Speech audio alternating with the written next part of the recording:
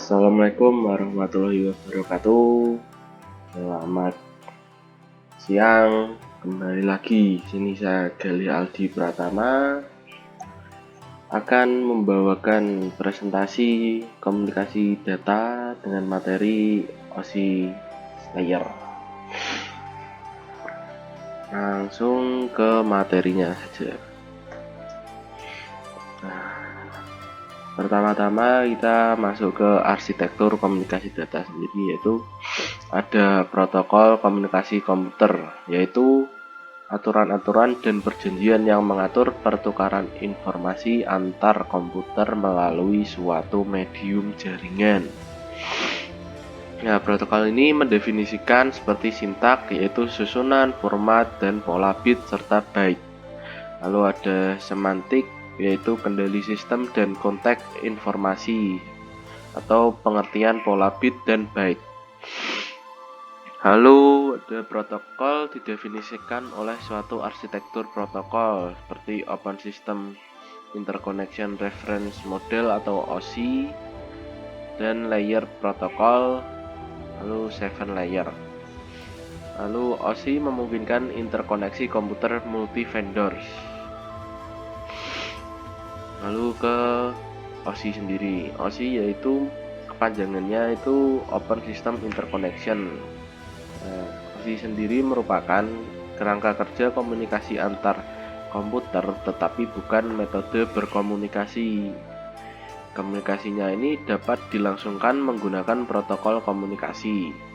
Nah, protokol menerapkan fungsi dari satu atau lebih layer-layer OSI seperti protokol LAN, protokol WAN, protokol routing. Seperti contoh, protokol LAN ini meliputi layer 1 dan layer 2. Lalu OSI ini dikembangkan oleh International Organization for Standards atau ISO pada tahun 1984. Model referensi OSI adalah suatu model konseptual yang terdiri atas 7 layer. Masing-masing layer mempunyai fungsi tertentu. Setiap layer adalah self-contained. Fungsi yang diberikan ke setiap layer dapat diimplementasikan secara independen. Lalu updating fungsi suatu layer tidak akan mempengaruhi layer yang lain. Jadi setiap layer itu mempunyai peran sendiri-sendiri dan tidak akan bercampur atau mempengaruhi kepada layer-layer yang lain. Lalu ada cara kerja OSI layer, yaitu ketika data ditransfer melalui jaringan, sebelumnya data tersebut harus melewati ketujuh layer dari satu terminal, mulai dari layer aplikasi sampai physical layer. Kemudian di sisi penerima, data tersebut melewati layer fisikal sampai aplikasi. Pada saat data melewati satu layer dari sisi pengirim, maka akan ditambahkan satu header, sedangkan pada sisi penerima, header dihilangkan sesuai dengan layernya. Nah, dari masing-masing layer mempunyai tugas tersendiri demi kelancaran data yang akan dikirimkan. Nah, ini 7 komponen penyusun layer OSI, yaitu ada physical layer, data link layer, network layer, transport layer, session layer, presentasi layer, dan application layer. Nah, ini ada 2 tingkatan layer.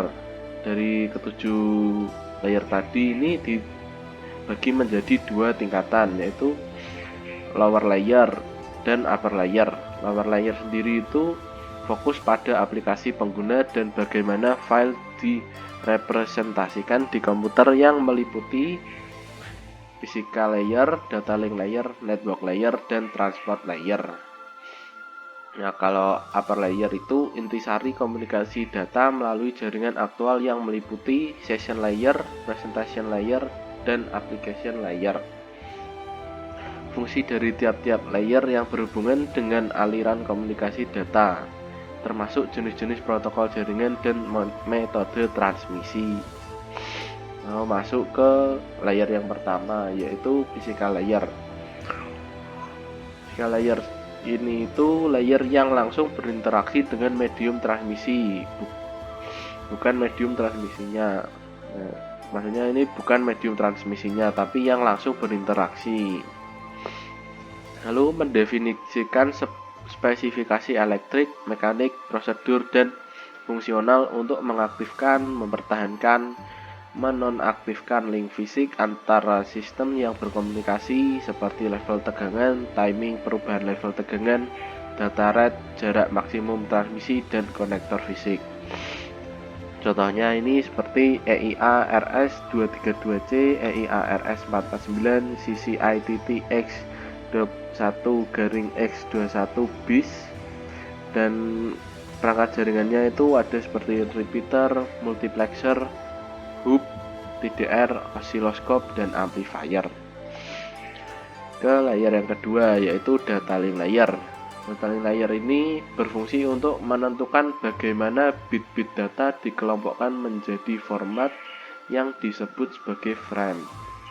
Pada layer ini terjadi koreksi kesalahan, flow control, pengalamatan perangkat keras seperti halnya MAC address, dan menentukan bagaimana perangkat-perangkat jaringan seperti hub, bridge, repeater, dan switch layer 2 beroperasi. Lalu spesifikasi IEEE 802 membagi layer ini menjadi dua sublayer, yaitu lapisan Logical Link Control atau LLC dan lapisan Media Access Control atau MAC. Sublayer LLC mengatur komunikasi seperti error notification dan flow control, sedangkan sublayer MAC mengatur pengalamatan fisik yang digunakan untuk proses komunikasi antar adapter. Lalu layer yang ketiga yaitu network layer. Fungsinya yaitu merutekan paket, lalu mengendalikan kongesti, dan melaksanakan internet working. Contohnya yaitu Open Shortest Path First atau OSPF, Routing Information Protocol atau RIP, dan sebagainya. Perangkat jaringannya ada di bridge, switch, ISDN router, intelligent hub, NIC, dan advanced cable tester. Lanjut ke yang keempat yaitu transport layer. Yaitu layer transport data menggunakan protokol seperti UDP dan TCP atau IP. Berfungsi untuk memecah data ke dalam paket-paket data serta memberikan nomor urut ke paket-paket tersebut sehingga dapat disusun kembali pada sisi tujuan setelah diterima. Selain itu, pada layer ini juga membuat sebuah tanda bahwa paket diterima dengan sukses atau tanpa masalah dan mentransmisikan ulang terhadap paket-paket yang hilang di tengah jalan. Seperti analogi dari TCP/IP yaitu orang yang telepon yaitu menekan tombol lalu melakukan panggilan, setelah itu mengkonfirmasi panggilan dan menyampaikan tujuan secara safe. Dan analogi dari UDP yaitu seperti orang mengirim surat yang belum pasti surat sampai ke tangan orang yang dituju atau unsafe. Umumnya digunakan untuk video streaming UDP-nya itu sendiri. Lalu yang kelima ada session layer, yaitu membentuk, memanage, dan memutuskan layer dan memutuskan session komunikasi antara entitas presentation layer.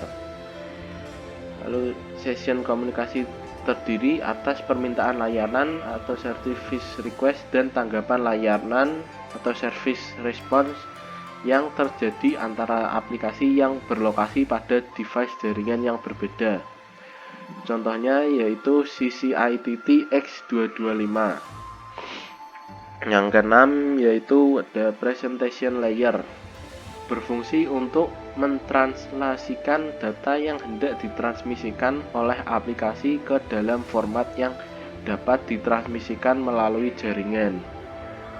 Protokol yang berbeda dalam layer ini adalah perangkat lunak redirector atau redirector software seperti layanan workstation dalam Windows NT dan juga network cell semacam virtual network computing atau VNC atau remote desktop protocol atau RDP.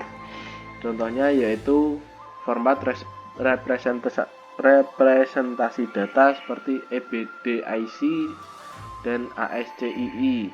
Lalu ada skema kompresinya, itu contohnya QuickTime dan MPEG dan Enskripsi. Lalu yang terakhir yaitu application layer.